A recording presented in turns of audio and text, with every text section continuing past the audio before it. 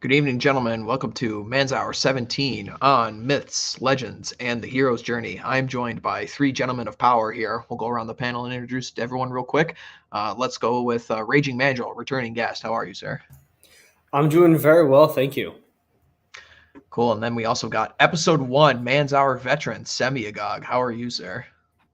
I am very well and very happy to be here. Cool. And making his Man's Hour debut is author T.R. Hudson. How are you, sir? I'm doing great. Thanks for having me on. This is a real privilege for me.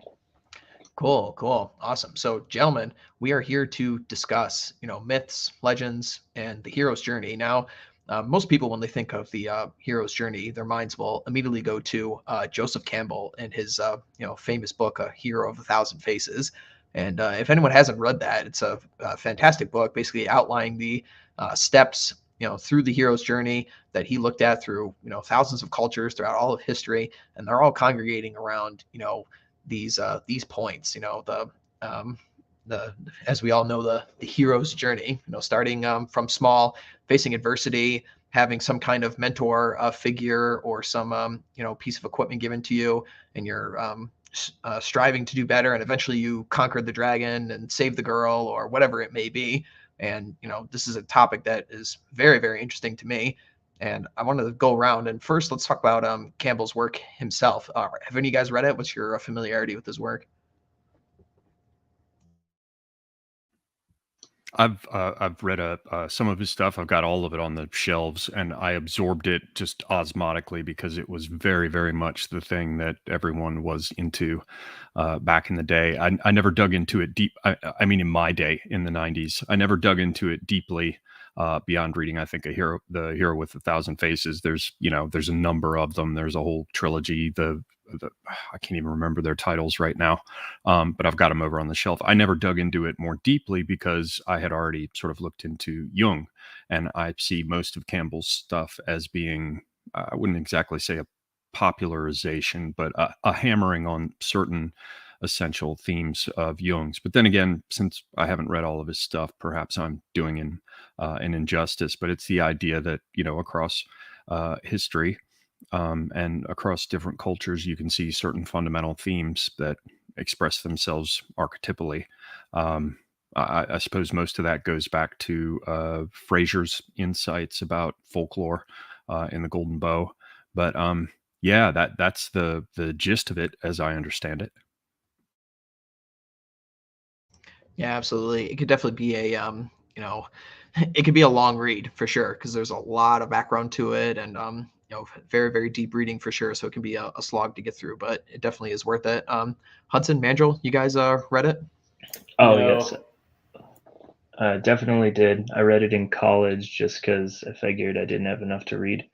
And, after the first weekend of me starting it, my now wife, then girlfriend, was tired of me saying the word monomyth over and over again.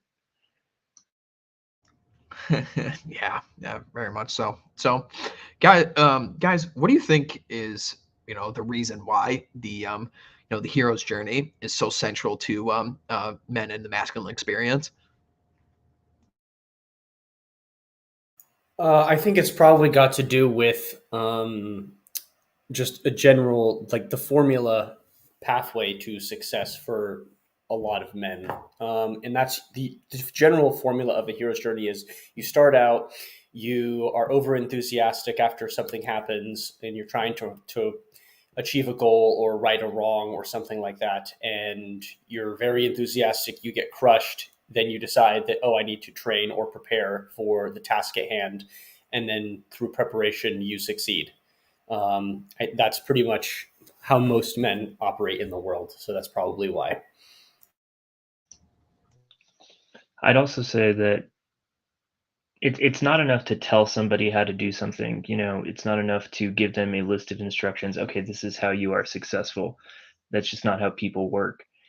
When you give them a story, when you give them a parable or a fable or whatever it is you want to call it, where they can connect the dots themselves and they can know these things on a deeper level than just cerebrally.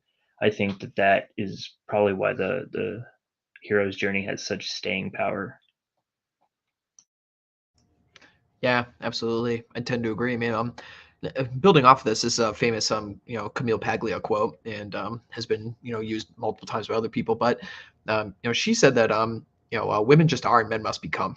And I think that is very central to the masculine experience. That, you have to fight. You're going to fail. You got to get back up again. You got to face the danger. You got to train. You have to learn from your mistakes, and then you end up on the top. It's a constant struggle. It's a constant process, and that's it really is just such a rewarding feeling, like as a guy, to have overcome something, whether it's in the gym or getting better at a craft or trade, or anything like that.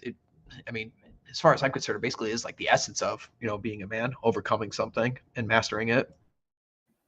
It seems like we have the Venn diagram overlaps in terms of drama, and archetypes, and for obvious reasons. The archetypal themes, or big quotes, narratives, that people experience through life are, of course, reflected in myth and storytelling and dramatic stuff. The basic idea, Mandrill, Raging Mandrill threw it out there. It maps more or less onto Aristotle's 3-act structure. And the best way I heard that glossed was back when I was figuring out writing screenplays, and the idea is act 1, you climb up a tree.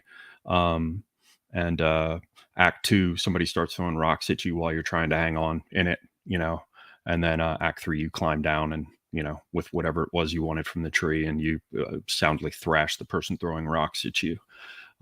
So there's the sort of narrative arc of it, but I would say that it's not always overcoming, a lot of it's failure to, play more with the parallels between dramatic structure and the structure of myths and archetypes. You can look at the frowning mask and the smiling mask, associated with Greek drama, or the idea of tragedy and comedy. Of course, tragedy is when your fate overwhelms you, or at least circumstances do. And comedy, commedia, is when you triumph over circumstance.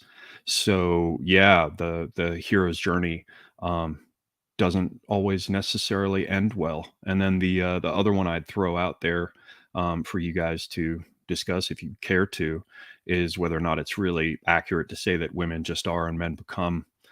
In my own experience, you may have heard me go on about this in the past, Red Hawk, because I have on a couple of occasions. It occurred to me, it was explained to me, and subsequently I then saw it pretty clearly, that women don't have a hero's journey. They have 3. And that's why they're usually represented mythologically as tripartite, like Hecate Trimorphos, or, the maiden mother crone, and the other kind of stuff you hear from, once again, sort of archetypal summaries. And that maiden mother crone aspect, I think, yields 3 entirely different women. And yeah, I could talk at length about that, but I don't want to bore everybody. I'd at least throw it out there, though, that it's possible that that maybe with women they're becoming too. There is just, to, I don't know, in my experience, it seems there's an almost jagged discontinuity between each of their 3 phases.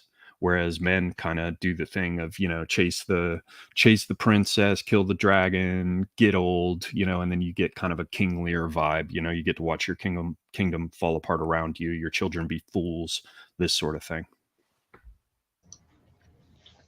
Well, it's interesting that you bring that up, because especially when you look at older myths, there was no becoming for Achilles. There was no real becoming for Beowulf. They were already great warriors, of high standing in their civilizations before the events of their stories play out. So we don't see like a young, um, even like a young Hector and his struggles to become a great warrior for Troy. or So or Gilgamesh, for that matter. So yeah, yeah, that bears out.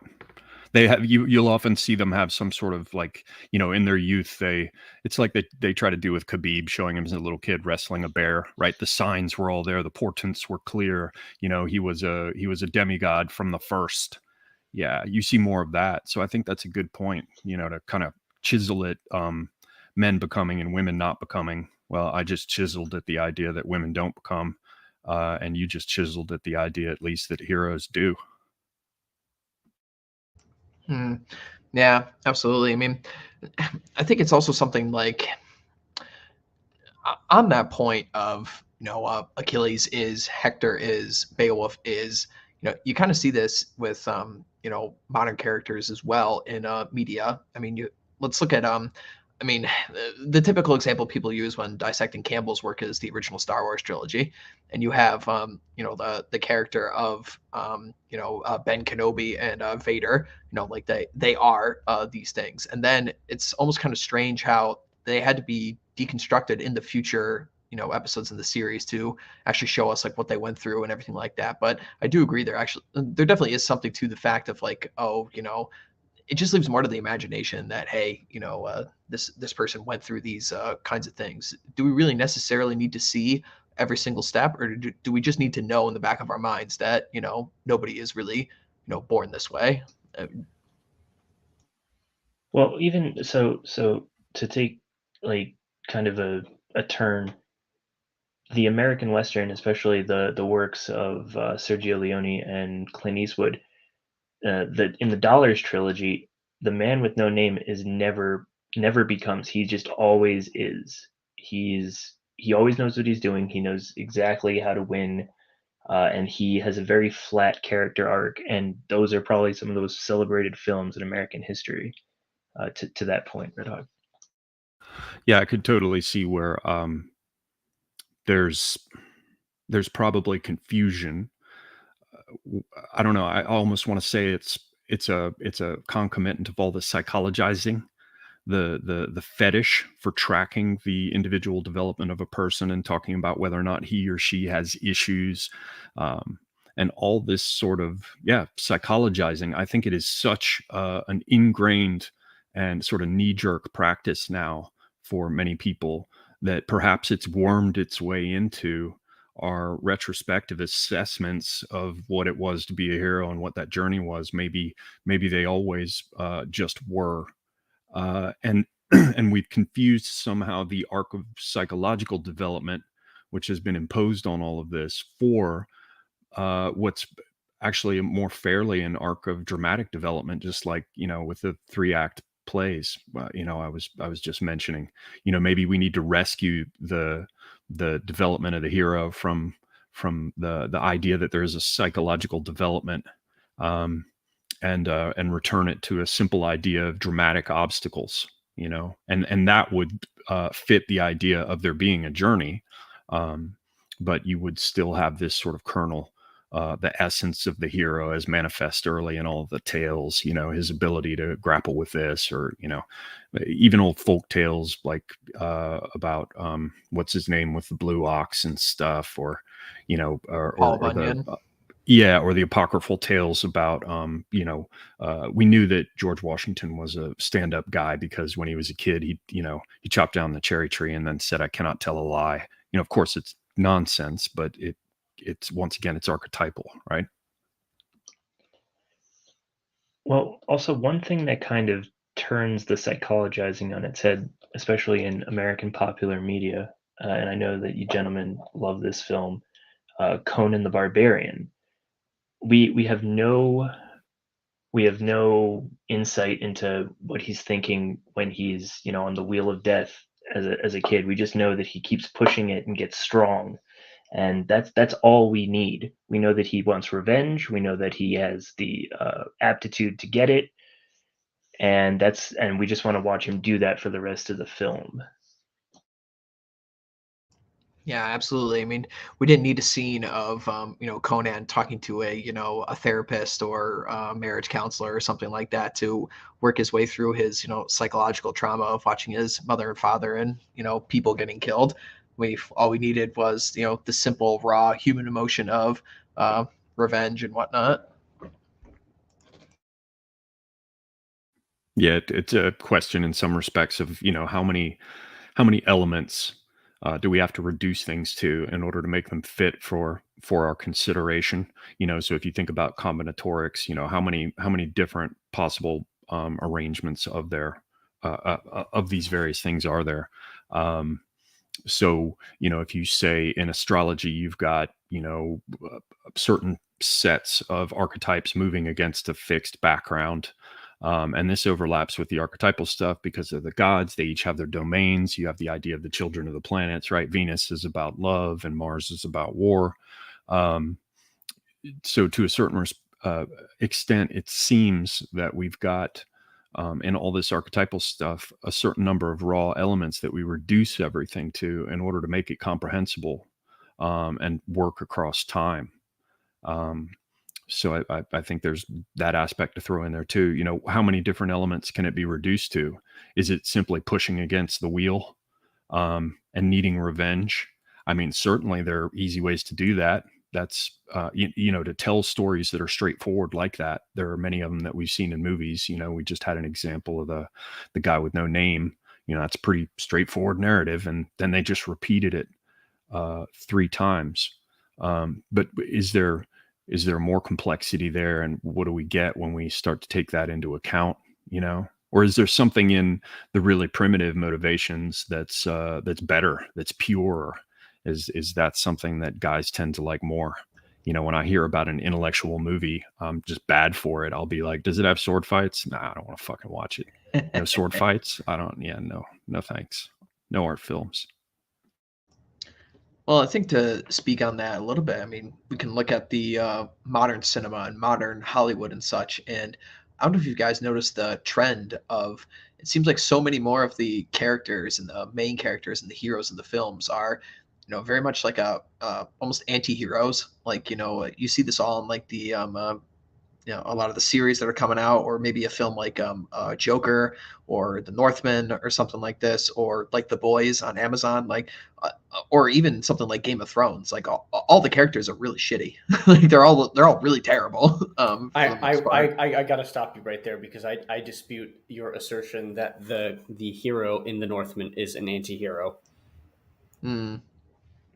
Yeah, we need to do stream on that, Mandrill, at some point. But but you guys, you understand what I'm getting at, though. We're not really getting towards, the old style, very straightforward, even you could say to an extent like 80s action movies or something like that. Like it seems now everything has to be, deconstructed. Everything has to be more. Everything, it can't be straightforward because apparently like we're too good for it or something like that. Or, what do you guys think? I think a primary method of it is this psychologization. Or you know what I mean? Yeah, psychologizing everything is one of the ways that they do in fact deconstruct it. You find out that each one of these characters is the way they are because of some aspect of their background. So, like in this recent Andor thing, which is worth watching just because they put their wrists and elbows into trying to get this one right as a proper revivification of the franchise. And they've got blasters that shoot people dead. It's more adult, it's more serious, it's a more somber tone. And we see these characters, they're always psychologized. The one I was trying to think of, and I'm sorry, I was just trying to remember his name and I can't, but he's the security guy who lives with his mother and is henpecked by her. And as a consequence, he wants to go get the bad guys. So it seems as though there's that a primary method, a primary way that they're doing this kind of thing, Red Hawk, is psychologizing. There's no longer any, there's no longer that thing that was just brought up earlier where they just appear the way they are and they have these qualities. You always have to dig beneath and you find out that it's, compensation or a magazine rack full of issues, that kind of thing. That's one of the major ways I see them tearing it up. Yeah, and there's always got to be like some underlying insecurity. It's like a daddy issue or something like that. Or famously, everyone's trying to call everyone an incel these days. That's another popular one that's thrown at a bunch of people. Or he's like the guy's like a secret racist or something like that. There's always something that is supposed to like undermine the hero in some way. I mean, you can see this in things like the MCU right now. They're just throwing their established characters, to the wind, basically, emasculating a bunch of the men, making them, buffoons and stuff like this. They just can't be, these perfect embodiments of what a good guy is supposed to be, what the hero is supposed to be. And for all the edge and for all the all the shit they try and pile on their anti-heroes, they always have the right opinions. They've never stepped out of line. They always are for trans rights. And well, I don't want to go any deeper into that, but you know what I'm saying. Yeah, exactly. Go ahead, Oliver. I was just going to say the psychologizing, like T.R. Hudson just said, we don't need to go too far into it, but the psychologizing does seem to be rather selectively applied. There's one, I guess, sort of melanin deficient group that gets a whole lot more of the psychologizing, at least the sort of negative psychologizing that doesn't elicit sympathy, whereas other I guess categorizations of person are usually psychologized in such a way that they are sympathetic, or they just are in that heroic sense. They can just step into any situation and take care of it naturally. They've got rhythm.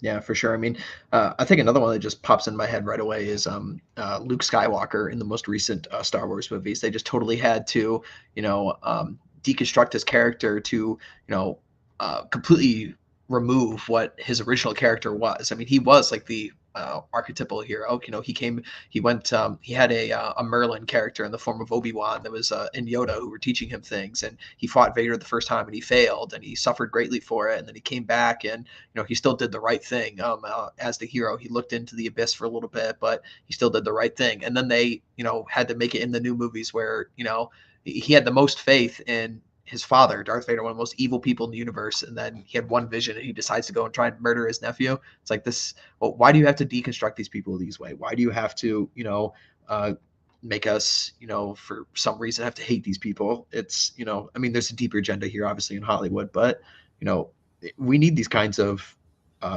masculine characters to, teach young boys the proper way of doing things, the, man's way in the world.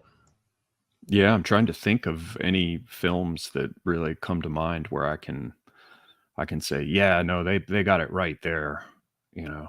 There's one that survived, with the idea of someone who really comes through and has it together, and achieved. And yeah, I mean, I would joke and just say Conan, but that's not a particularly profound movie. It's just an enjoyable one. I'm trying to think back to a film where it really seemed to have its head screwed on right, to your point, Red Hawk. Can you guys think of any? Shane from the 50s, maybe. Right on. That's a safe call, but you know what? That's a solid, very solid. I think you might be able to say Peter Jackson's Lord of the Rings trilogy, like Frodo and Sam, to an extent. But oh no, like that movie's those movies are kind of interesting too, because it's like the heroes appearing in the strangest places. But I don't know. Well, and that goes back to why Lord of the Rings is a very Christian set of books, because it's not Frodo is not the strongest physically in Middle Earth.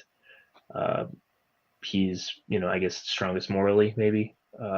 Could be said, or has the most is the most resistant to the alluring power of the One Ring. The purest of heart, right? Yeah.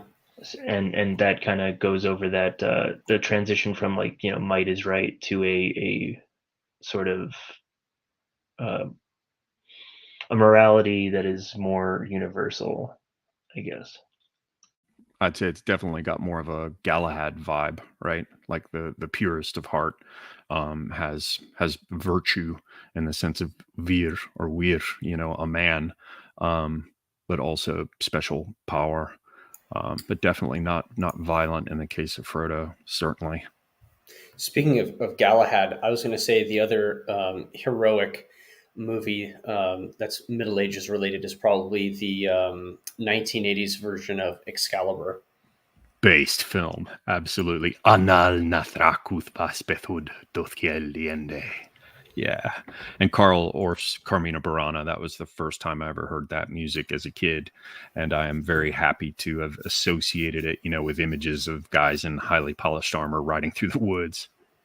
Yeah, I love that movie too. But I think my favorite scene is probably the Lady of the Lake at the end, where Arthur takes Excalibur and chucks it out into the lake, and then the Lady of the Lake reaches up and grabs it, and then slowly sinks back into the depths of the water, whilst And everybody, Wagner's playing. I was just about to say, and everybody gets a good, solid introductory dose of Wagner. Mm. Yeah, I'm a Wagner fan, so yeah, I like this. Just thinking about the question of what movies really get it right. I can't believe I didn't come up with Mel Gibson, but I guess we're not allowed to talk about that, so maybe we should just move on.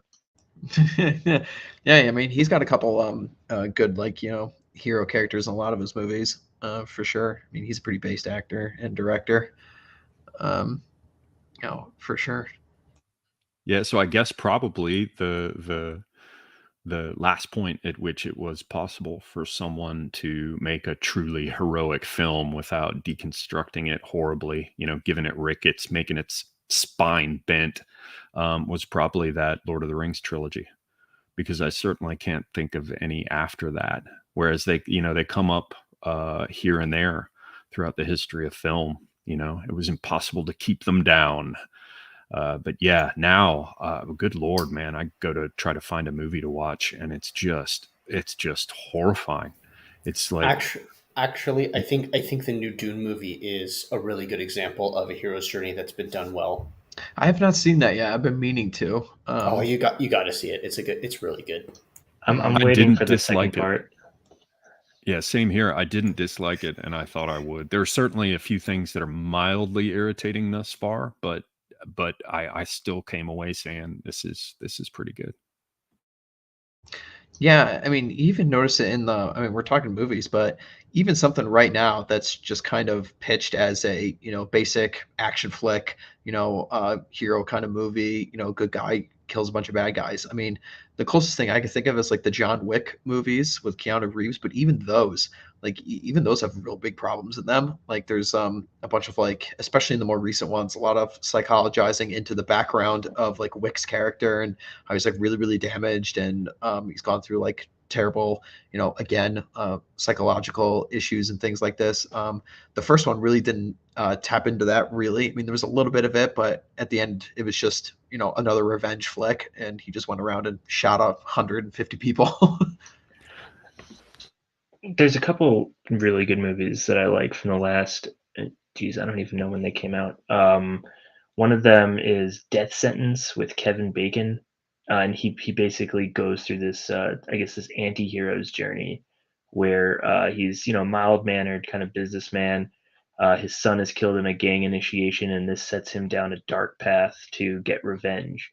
And it's played pretty straight. He's never questioned for what he's doing, but by the end of the film, you realize, and not to spoil anything for those who haven't seen it. I know it's not a lot of people who've seen it, but you realize that it does a good job of showing that revenge is not always the best path to take. That old adage, if you're gonna go take revenge, dig two graves, kind of thing. But without kind of putting his character in the longhouse, so to speak. Yeah, with all those exclamations that, you'd be no better than they are, don't do that. You'd be no better than they are. Well, it has a little bit of that, but it's done tastefully, I'd say, and it's not so overt. It's a really solid film. I can't believe it didn't. Well, I know exactly why it didn't do better, but it's a shame. People should go watch it. It was too based for modern audiences. Yeah. Yeah, I almost felt that way about the Northman, honestly. Yeah, I mean, it's hard to find these these tales anywhere these days. I mean, like even just a basic, I mean, someone like Indiana Jones, even for example, just a movie like that these days just cannot be made. Everything is just ran by this. I mean, Hudson, you mentioned the Longhouse, of course. I mean, everything's gynocentric and Longhouse Central over here in the West, and people are just so afraid to have like these basic, masculine energy in these movies. And then when you even do have something that was even, a pale imitation of what it actually was, 30, 40 years ago, with something like Top Gun Maverick. I mean, that movie made over $1 billion, so people are really, really hungering for this kind of stuff. I think people are just sick of all this, deconstructing, psychologizing of things. And we just want, strong men again. I mean, we're coming into like the hard times, so to speak, in the real world, like politically and everything like that. And people need their escapism. And there really is something central to the human psyche about, we got to follow the strong guy, the guy who struggles, the guy who goes through all the adversity, who comes out the other side, and he's the true king. He's the leader. He's the guy we can follow, the guy we can rely on. It's funny. One of our first interactions, Red Hawk, I was talking about the show Yellowstone, and I'd seen the first episode, and I thought, oh wow, this is like, no wonder people really like this show. This first episode is amazing, and it goes over many of those themes. You have Kevin Costner's character, who's sort of this family patriarch, and he's trying to keep everything together. And it reminded me a lot of The Godfather in the best ways, and then just proceeds to shit the bed for the rest of the series. I couldn't even watch past season one. It was really disappointing. Yeah, I keep getting recommended that show, and I have not been able to watch it. But I have very strict tastes for TV shows that I'll watch. But yeah, it's tough to find your escapism and your entertainment these days. But at least we've got all the old movies. I mean, I've got my Blu-ray collection of Lord of the Rings on extended. I've got my Blu-ray copy of Conan, and Predator and all those things. So at least we've got those. They can't take those away from us. Yeah, I've been going back as far as 1930s westerns, and yeah, you just have to dig and dig and dig, and there's just so little that's smart. It's just these John. I mean, I'll watch a John Wick movie, I don't mind, but they're just these spooge fests where it's just like pow pow pew pew pew pow pow pow. It just never ends. There's no sense of cleverness or repartee or really anything. It's just so flat, man. It's just so flat and awful. It's like seeing, wanting to smell a cedar forest and instead sitting down at a sticky table with wood veneer. It's just horrifying. It's horrifying. And I fear for younger people who literally have been drinking this phantasmal gruel with far fewer options for anything that, like you say, has like good male role models or solid characters or an arc of development that makes sense outside of a Longhouse fever dream. Yeah, I mean, if you're a Zoomer growing up today or a Gen Alpha or something, I mean, what do you have to look forward to in your entertainment as a role model? I mean, what do you got? Thor in the MCU, who's bossed around by every woman that enters the scene, and he just is constantly self-deprecating humor himself, like in every single scene. Is this the guy you're supposed to emulate? Who takes basically nothing seriously, is constantly joking, is portrayed as like a buffoon in every single scene. And you're supposed to look up to the goddess woman in every single, scene for your inspiration and for, your decision making. It certainly does paint a bleak future for people. Yeah, the one thing I'll piggyback back off of from what Semiagog was saying is, I do agree that violence in depiction in modern films, especially with the very extended fight scenes, it's too gratuitous. And it's too long. Like most violent fights are supposedly over within like 30 seconds or so. Um, and violence is supposed to be something that's over extremely quickly. Like the symbology of violence is that it is violent, right? And if you're making it extremely extended and in time, and you're just making these fight scenes last exceptionally long periods of time, it just gets boring because there's no resolution. You're like, okay, they're fighting, they're still fighting.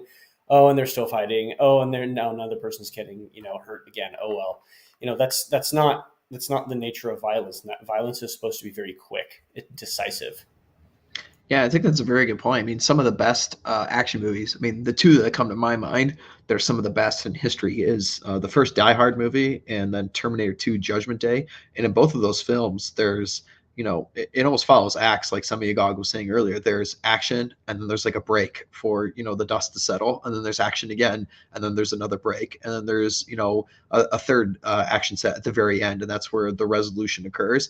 But in between that time, there's a lot of character development. There's tactics being planned, and things like this. It gives those scenes of actual like violence. There's much more weight attached to them. And in both of those films as well, the hero, I guess you'd call the Terminator, the T-800, and Terminator 2, I guess, is the hero. But he's constantly taking damage. He's getting down. He's getting back up.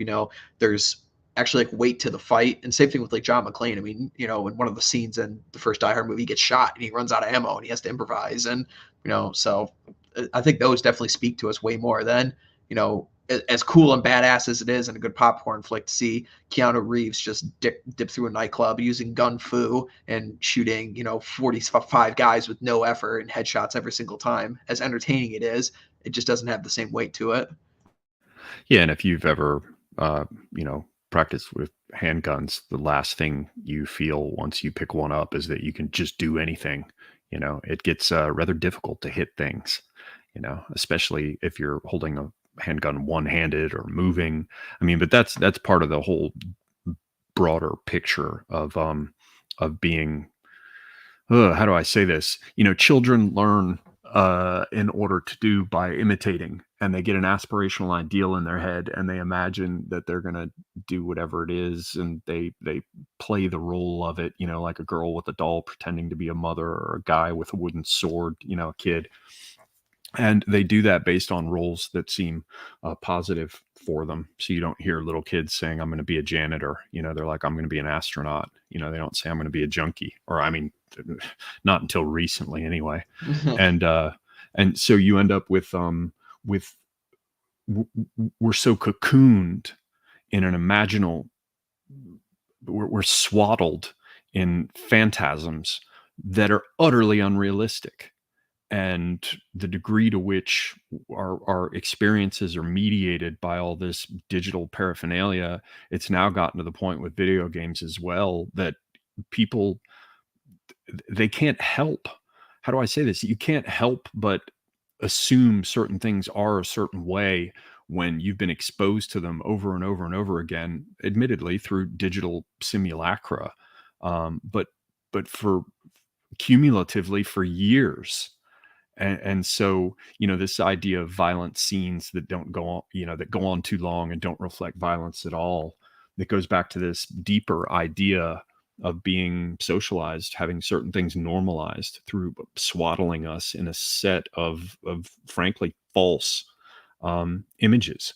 And you can go back all the way to what's his name, Cervantes, because he was a major. He was a soldier, and a real one. He fought at the Battle of Lepanto, and if I remember correctly, had one of his arms shattered. And he came back and he writes Don Quixote, which is about, the man of La Mancha with his helmet of Mambrino that's really a shaving basin. And, the person that he thinks is his noble page is just a peasant with nasty appetites.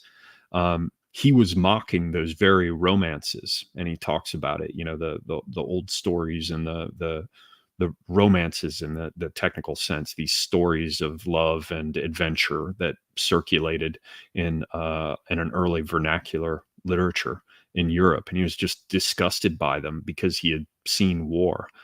So if he was dealing with that and reacting to the romances that he thought were filling people's heads full of nonsense, at that time, based on reading texts among the literate, imagine what it's like today when vast cohorts of people are swaddled in phantasms, and they're expected, they have no option, frankly, but to slop it up and assume that these things in any way reflect reality. Well, we have the Reddit battalion. Mhm. We Yeah. the volunteers in the blue and yellow country today. famously, they go over there and they start posting as soon as shit gets real. They're posting, oh, they didn't train us. This is awful. I got to get out of here. Um, because a missile strike hits their base and not even hitting their barracks. Um, so yeah, I don't think that that's going to be the end of that kind of foolishness, Right. unfortunately. File, but it can be filed under self-correcting problems, right? Ah, yeah. What do you guys think about, one of the central tenets that you always see throughout so many hero stories is almost like a connection through the generations of men. You have a teacher character, someone like a Merlin, someone like Master Yoda, somebody like this, some other masculine figure that came before you to teach you something. And I think this is something that's really important and is also lacking in the real world right now, is that there's a deliberate agenda to separate men from older men, separate men from male only spaces, and these kinds of things. And I do believe it's extremely important for men to have these kinds of masculine figures to steer them in the correct directions. What do you guys think about that? Yeah, for me, that was definitely the case. I remember I was just absolutely shattered because a relationship had all gone totally south in when I was living abroad, and I had thought it was going to be quite the opposite. You eventually discover that the object of your desire has desires of her own. Hmm. But there was a buddy of mine, a very very good dear old friend, and basically so old a friend that his family's sort of like mine, and for whatever reason, he was busy. It didn't really get through to him that I needed some help to get out of where I was, because I'm in a foreign country and I'm living with this woman, and I'm like, nope, I ain't doing this. I need to relocate. And now, and that's the kind of thing where you can call your friends when you're stateside, and someone will let you crash on their sofa and you can move your shit into their garage and then rent a new place or whatever pretty quickly, right? But when you're in a foreign country, it gets a little bit more I don't know, difficult. And his dad, I remember I went to one of his father's openings at an art show, and his dad is this old school sort of artistic aristocrat type guy.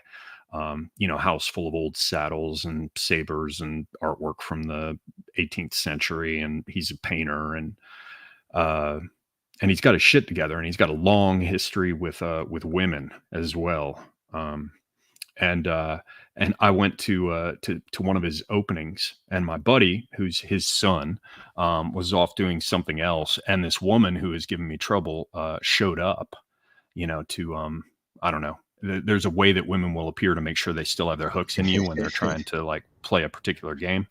And I remember my friend's father just sort of looks over, and he just eyed this woman for like a full minute, and she split, and I was over there, helping myself to the large trays of white wine, for free. And he walks over and he said, "Yes, he's got sort of broken English, but he's like, yeah, I heard from my son that you're having some problems with her.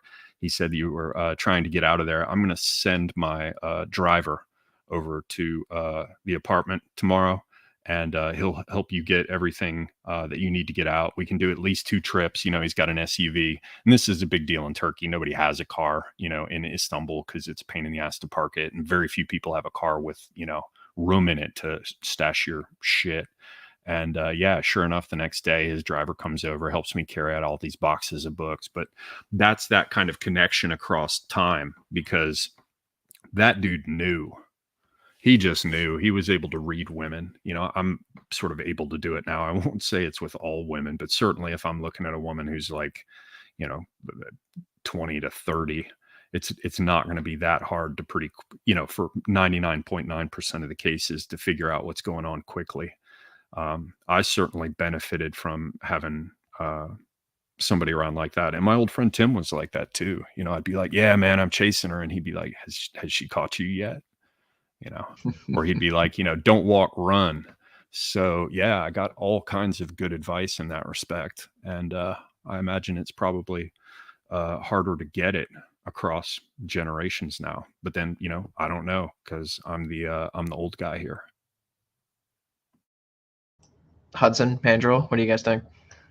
Well, I mean, you watch television today, and you no longer see, father knows best. You see Peter Griffin, and you see Homer Simpson, and you see these, bumbling idiots who are completely henpecked.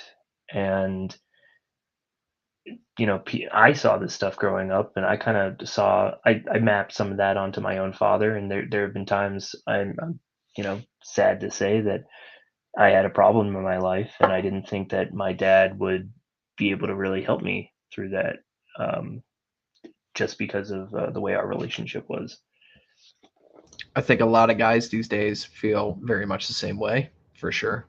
No, it's just, I mean, I've been saying this for a while now, but we're basically 3 generations in now of the blind leading the blind as it relates to the masculinity and such, and it's only getting worse.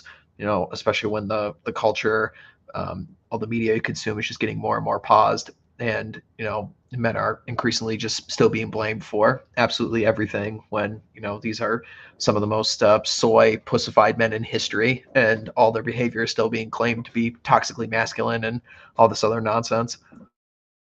Yeah, you're right about the business with him being bumbling, but the toxic masculinity aspect is there too. You're lucky if they get represented as bumbling but friendly. I mean, you could basically just turn on about any show, and there's going to be some abusive white male.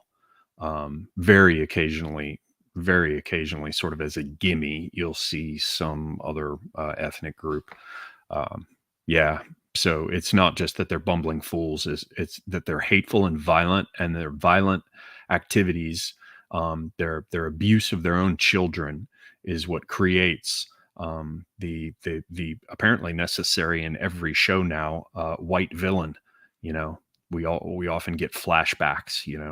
Or we can see that the character was driven to this because his terrible white father was abusive. Yeah, it's a mess, man. It's a mess.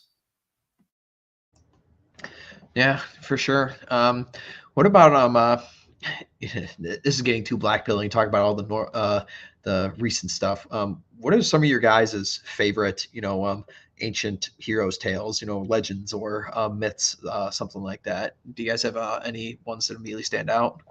So there's a play by Sophocles called Ajax. It's probably my favorite. Ajax is probably my favorite Greek hero.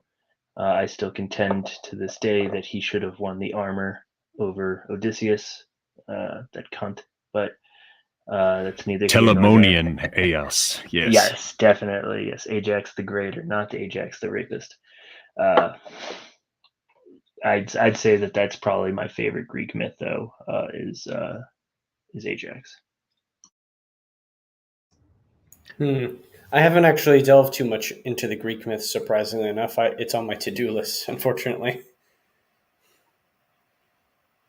I like reading about historical characters. I like reading, or did like reading, quite a bit of sci-fi and fantasy. Don't have as much time for it now, but as a kid, I mean, it was Conan. I mean, hardcore Conan, all the time, and then I rolled into Michael Moorcock's stuff, which is, in retrospect, I can see quite clearly it's very leftist and it's all about anti-heroes. But yeah, for historical stuff, I mean, there's a certain charm to the Man of La Mancha. I mean, the Odyssey is just, I mean, that's the bomb right there. That's the character. It's Odysseus Polymetis. The manifold in his cunning Odysseus. That's pretty up there. But yeah, I tend to like Ajax more than Achilles myself. And then there's all kinds of romances and stuff from the Middle Ages. Yeah. Yeah, there's certainly no shortage of great stories to pull from. I mean, from Arthurian legends, Sir Gawain, Norse mythology, Sigurd and Fafnir. There's all kinds of. I mean, Odyssey, Iliad, the Aeneid. There you can go to Song of Gilgamesh. Roland. Nah, yeah, or what is uh, there's Indian ones as well. Who's yeah, there's a Mahabharata and yeah, Krishna and yes, yeah. Yeah, Krishna and Arjuna. That's a Yeah, good one. and Arjuna, the yeah.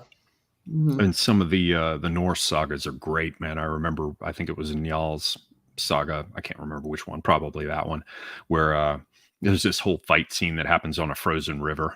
And the guy comes running forward, and he just sort of slides on his boots past people, like whacking off parts of them, and comes back around. Some of those are quite good too. Yeah, yeah, absolutely. Or the classic Hercules and his trials. There is no shortage of these things to really tap from. You know, and God, there are such good stuff in there that honestly, those are just ripe for recreation in the modern world these days. I mean, you make a good story about like the Aeneid or something, that thing will sell like hotcakes. Don't do that. Don't wish for that. Well, It'll now It will be we got diversified. a recreation of Ben-Hur that oh yeah, that's true. better Yeah. better be Or the forgotten. Cohen brothers will tell you with a straight face that "Oh Brother, Where Art Thou" is based on the Odyssey. So yeah, like I said, be careful what you wish for. I'm hoping that our guys, one of these days can, get one of these film projects off the ground. I mean, Hudson, you could speak to this being in the literary side of our sphere, but one of these days, we can dream to, get some film projects out that aren't, Daily Wire movies. Dude, I've heard whispers. dude, I want to see a cartoon like version of like just an old like 80s cartoon or whatever, where or basically just like Conan but like an updated story for modern for our age. And I think that there's plenty of archetypes that you could do to achieve that. I wonder if Dave Martell is working on anything, or if he has any plans to do that. I mean, I'd expect him I've to. I've heard that there's something in the works by Dave, but that was kind of secondhand. Mhm. The more readily accessible angles, because I've given it a fair amount of thought, seem to be simply writing the books yourself, because there's basically nothing between you other than writing the material and typesetting it and putting it up on Kindle or whatever, and your audience. That's pretty straightforward, and I've played with that a little bit. Then the other thing, because I've done some movies and written some screenplays, and it's just an enormous amount of work, and it requires a lot of cat herding that's made even more difficult when you don't have a bunch of money to pay people. I've seen someone pull off doing a movie on a shoestring budget, but it's crushing, and you got to call out like every favor anybody ever owed you. So the other thing that stands out, other than just doing a work of fiction yourself, in written form, I think radio plays have great potential, and nobody on our side is thinking about them. Like the old stuff, like The Shadow Knows, where you would sit around the radio and listen to the story, because it'd be very easy to write up your scripts, very easy to record the voices, at most a minimal investment in getting something better than just the crappiest of the crappiest microphones that everyone's using. Uh, and then, once you have the basic dialogue recorded, somebody can sit down and put together atmospherics and sound effects and jingles. And what's more, if this form was reinvivified, you'd be in a great position, I think, because lots of people have to do things where they have to have their eyes on what they're doing. It's why they're listening to podcasts already. And this dovetails together rather neatly with the audiences that are already available. If you think about however many people follow you on your channel, and then however many people there are by extension, watching the channels of people who are your friends, I figure that, even though I have a small channel of around 15,000, I could probably in pretty short order put whatever my idea is in front of 30,000 people. Would eventually see it, through retweets or having it discussed at the end of like one of, AA streams or something. Or talk about it on Millennial, which is coming up. I hope everybody will check out Millennial this year. So you've got an audience that's already used to tuning into something while they do other things, where they don't have to look at the screen and they can just listen. You can reach a fair number of people through the extended network of the, I don't know, DR people. And it's relatively straightforward to write your screenplay and then put it together as a radio play. The barrier to entry is much lower, and you can do great stories that are just audio when you have sound effects and the rest. I recommend everybody go listen to, old stuff from the 30s and the radio plays done then. And it'll be quite a bit easier now because you can put effects. You've got whole digital libraries of sound effects and atmospheric stuff. So yeah, that's an angle, and it's far easier to get into than doing a film, believe me. Yeah, it's a very interesting idea. I'm sure that that's easily something you could do. I mean, and people get really into just Dungeons and Dragons streams and stuff like that, telling stories. So you could easily do something like that. Just getting 5 or 6 guys, on a stream and record, sessions at a time, and yeah, that could easily work. Just into like a podcast setting like this. Just reading their parts. Cool sound effects. Yeah, that would be very interesting.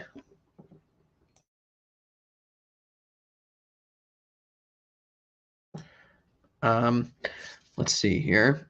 We got a couple minutes left here, fellas. So, one of the last things about the hero's journey is, we talked about the struggle. We talked about a teacher figure. We talked about the problems with modern storytelling. But one of the things at the very end of the journey is the travel home. And again, Semigog, you touched on this with your 3 acts at the very beginning. Coming down from the tree, and I think back to, famously, the coming home journey in, say, The Return of the King. Frodo comes back and he is, profoundly changed by his experiences and stuff like this. And, I guess you could see this I guess this is a big deal in a lot of war movies, like the gentlemen come back and, how do they cope with things that have been done and things like this. And what do you guys think about, showing that in a positive light, and again, not falling into absurd psychologizing, of like, oh, you got to go to, excessive amounts of therapy and you got to feminize yourself or something like that. How do you think men should deal with strife, deal with, coming back home from facing the struggles in everyday world? It's interesting hearing the stories of old of people who actually went through combat, even, and stories even today, and people just not being able to talk about it with anybody who wasn't in the service, or not being able to talk about it with like their wives or things like that. So I wonder if that's an interesting element of these experiences that just can't be bridged with the general population for somebody who's actually a true warrior. I wonder if that's something that is a theme that could be further fleshed out. Well, I mean, it goes back to what Semi Agag was saying about the great swaddling that our society has around it, and to kind of mess with that, and then put somebody back into that swaddling after they've experienced something as brutal as modern warfare, is there's almost no frame of reference for anybody who hasn't even a third degree knowledge of the thing. Yeah, and I've never been away to war. I have an old friend who did come back from that sort of thing. So I got to see some of what that adjustment was like. For my own part, I think that no matter what domain of life you go out into, I don't want to say naively, but let's say greenly, right? You're not seasoned yet. You're going to come back seasoned, which means, I don't know, baking off your misapprehensions, and coming up hard against reality. So even if you weren't a soldier, you can come back from that sort of thing, and in to a much lesser extent, probably major qualitative differences. I'm not claiming, living abroad and working in the business world and dealing with the ups and downs of personal relationships, that it's the same thing as coming back from war. But you do get seasoned by life, and my experience. Yeah, I don't so much want to reintegrate. I just want to stay away from the insanity now. So you can file me under the archetype of the old Japanese dude in Seven Samurai, who he lives way out by the mill. They don't really want him in town, but he's a little bit weird. Because he's a bit strange. But when there is a crisis that they have to deal with, they go to him for advice. The person who stays outside the circle. I think a lot of the better sort of people who have intense experiences come back from what they did in their life, and just want to chill someplace quiet away from the nonsense. Yeah, well, maybe you can morph into. Oh, no, I said the word. Maybe you can. Maybe you can. Take up the mantle of a Merlin type character for us. In the future. To guide some men. Down the right path. I'll tell you, you're all fucked. You're all fucked because if I'm the one who's supposed to be the wise elder that's guiding anyone, it's it's a bad scene, gents. And I'm watching the people older than me. They're beginning to die off, or go off down their own winding sort of little side roads. In an old Fritz Lieber story, they called it The Curse of the Smalls and the Stars. Fafhrd and the Grey Mouser get hit with one of them gets the Curse of the Smalls, which is where you're always peering at weird little shit on the ground and picking up knickknacks. And the other one is the Curse of the Stars. You can't pay attention to what's going on around you in life because your head's always pointed up, looking at the night sky, thinking about these other abstractions. And that's where the older people that I used to turn to for advice are now going. So yeah, I'm no Merlin figure, man. Oh no, I'm far too immature to give guidance on anything other than what not to do. Yeah, well, you know what? That is still excellent advice, for sure. I mean, what is it they say? The wisest men learn from other people's mistakes.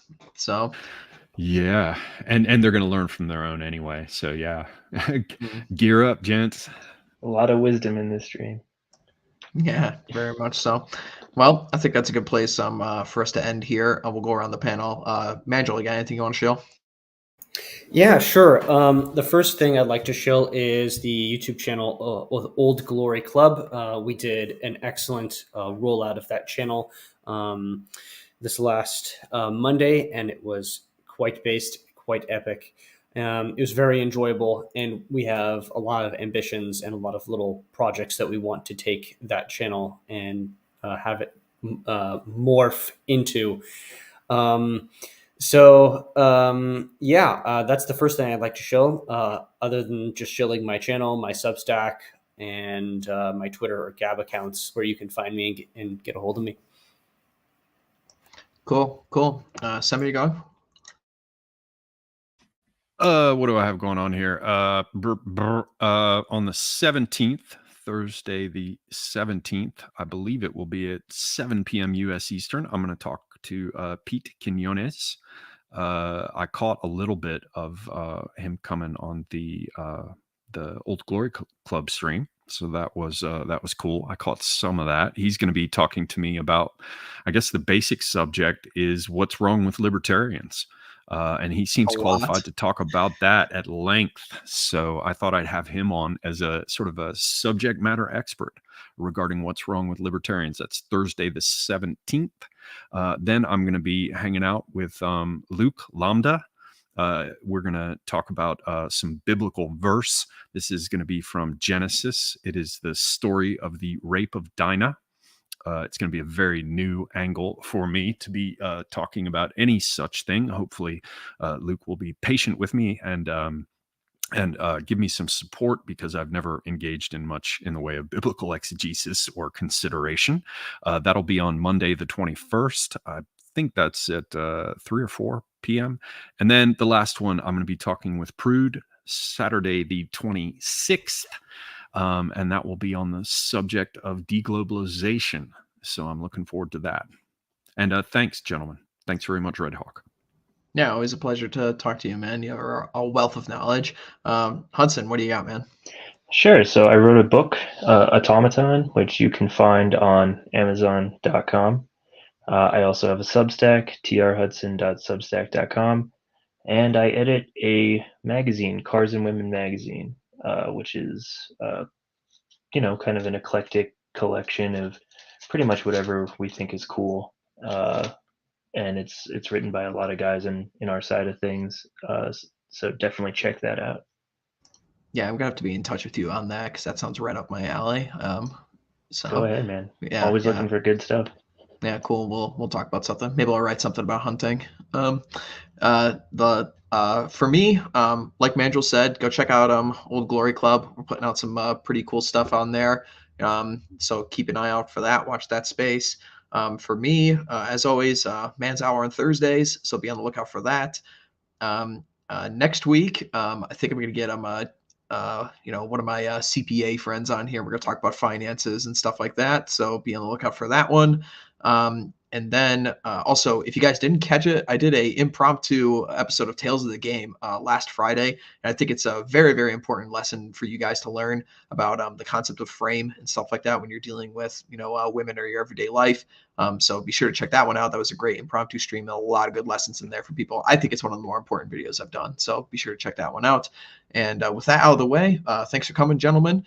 And we'll talk to you guys next time.